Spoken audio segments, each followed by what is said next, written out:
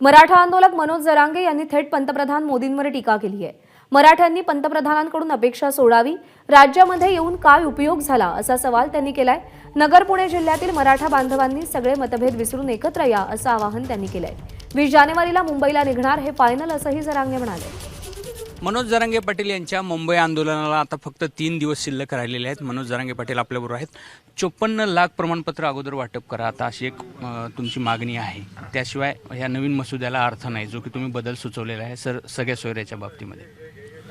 नाही 54 लाखांना प्रमाणपत्र द्या ही मागणी नवीन नाही आहे।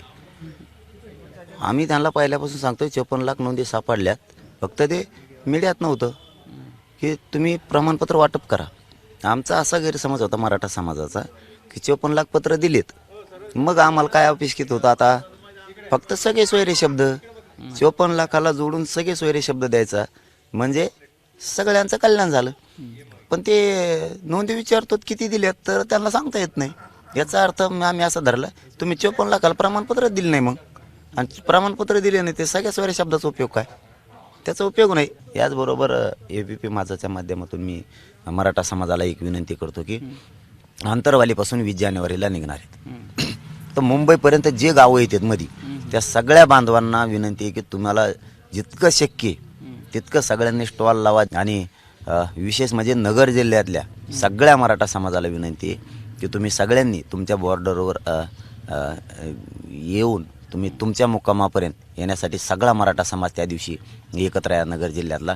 पुणे जिल्ह्यात ज्या तारखेला आम्ही त्या तारखेलाही पुणे जिल्ह्यातल्यांनी नगरच्या आणि पुण्याच्या बाउंड्रीवरती त्यांनी सगळ्या मराठा बांधवांनी मतभेद पितभेद आपल्यात नाहीत पण असले तरी सोडून द्या। पंतप्रधान 19 तारखेला येत आहेत आपल्या महाराष्ट्रामध्ये सोलापूरला, त्यांचा काय फायदा आहे आम्हाला? महाराष्ट्रात आले कुंकड आले त्यांचा काय फायदा आहे? शिर्डीला आले तेव्हाच सांगितलं होतं आम्ही त्यांना की तुम्ही सामान्याचं नेतृत्व पहिल्यापासून केलेलं आहे, तुम्ही सामान्यातून आलेले, तुम्हाला त्याची जाण आहे। तुम्ही राज्य सरकारला आदेश देऊन टाका की त्यांचं हक्काचं जर आरक्षण आहे, मराठा आणि कुणबी एकच आहे तर देऊन टाका त्यांना आरक्षण OBC मधून, हे त्यांना सांगा म्हणून सांगितलं होतं आम्ही त्याच वेळेस। त्याच्यावर ते दोनदा आले। आम्हाला काय देणं घेणं नाही त्यांचं, काय देणं घेणं नाही। जो सामान्यांच्या बाजूनं बोलणार नाही, ज्या माणसांना सामान्याची आता गरज राहिली नाही, तुम्हाला जाण आहे, तुम्ही 100% करू शकता, कारण ते केंद्राच्या अधिकारातला विषय नाही आहे, राज्याचे।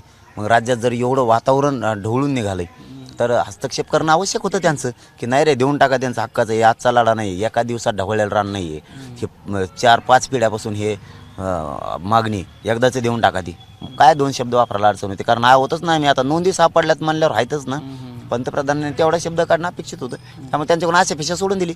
महाराष्ट्रात त्या नाही तर कुठं आहे, मराठ्यांनी अशा सोडली त्यांच्याकडून आणि मराठ्यांनी सोडावी सुद्धा।